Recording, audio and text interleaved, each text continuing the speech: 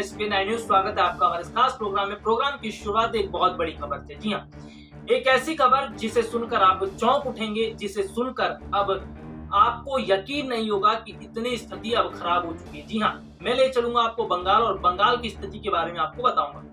दरअसल एक खबर सामने आई जिसमें देखने को मिला कि जो बंगाल चुनाव की अगर हम बात करें, अभी तक बंगाल चुनाव चल रहे थे, कुछ चरणों के चुनाव अभी भी बचे हुए, लेकिन इस बीच जो खबर सामने आई है उसमें यह देखने को मिल रहा है कि बंगाल के अंदर अब कोरोना का विस्फोट हो चुका है। जिस तरह से वहां पर जो लोग हैं उनका जब टेस्ट किया जा रहा है, टेस्ट करने में 10 में से कम 8 लोग पॉजिटिव पाए जा रहे हैं। अब आप ये सोचिए कि 10 में से 8 लोग जब ये पॉजिटिव पाए जा रहे हैं तो ऐसे में और लोगों का जब टेस्ट किया जाएगा तो कितनी भयानक स्थिति बंगाल में देखने को मिलेगी।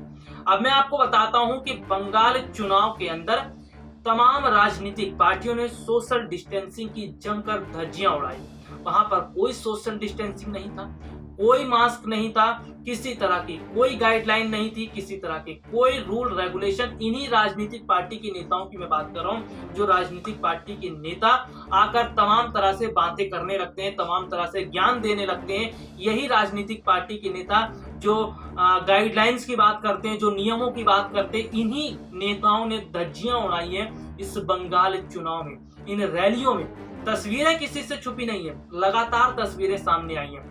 तस्वीरों में देखने को मिला, चाहे बीजेपी हो या फिर अन्य राजनीतिक पार्टियां, सभी ने प्रचार प्रसार कुछ इस तरह से किया और लोगों की जिंदगी अब दांव पर लग पड़ी है। अगर बात की जाए तो बंगाल में तो अभी शुरुआत है ये खबर की कि वहां पर बड़ा तगड़ा विस्फोट हुआ है। अब आप ये समझिए 10 में से 8 लोगों का पॉजिटिव होना, यानी कि बंगाल में स्थिति कितनी खराब होना। अब ये तो देखिए आने वाला समय बताएगा कि बंगाल में स्थिति कितनी और ज्यादा खराब होती है। लेकिन अगर मैं बात करूं, बंगाल में जिस तरह से रैली हो रही थी उसको देखते हुए पहले ही ये कह दिया गया था कि बंगाल में स्थितियां खराब हो सकती हैं। ऐसे में सभी राजनीतिक पार्टी के नेताओं को सावधानी बरतनी चाहिए। यहाँ तक कि चुनाव आयोग की मैं बात करूं, जिस चुनाव आयोग की ये जिम्मेदारी होती है कि चुनाव को बेहतर ढंग से करवाया जाए, सही ढंग से करवाया जाए, नियम रूल्स के तहत करवाया जाए, वही चुनाव आयोग सुस्त पड़ा हुआ दिखाई दे रहा था।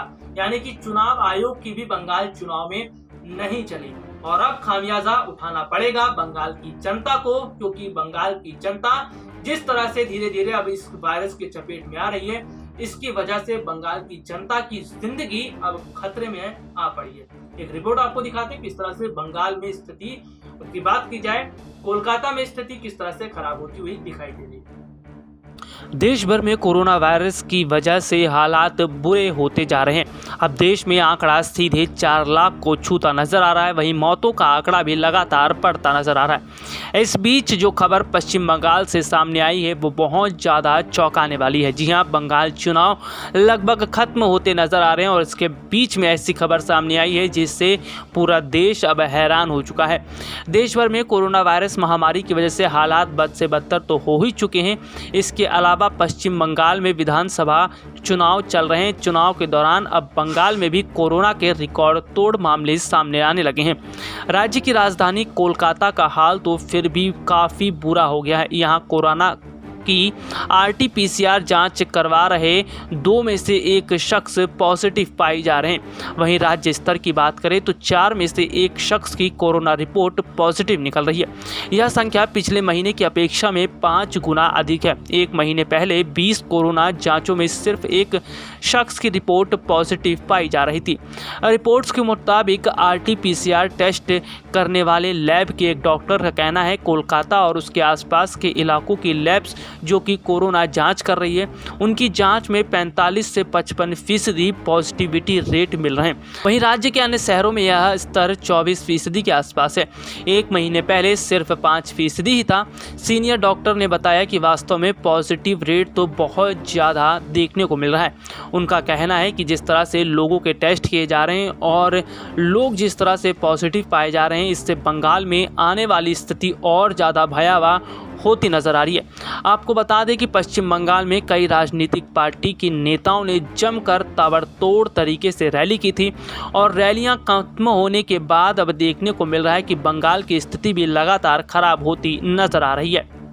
तो देखा आपने कि किस तरह से स्थितियां खराब होती नजर आ रही है। राजनीतिक पार्टी के नेताओं ने तो रैलियां कर ली।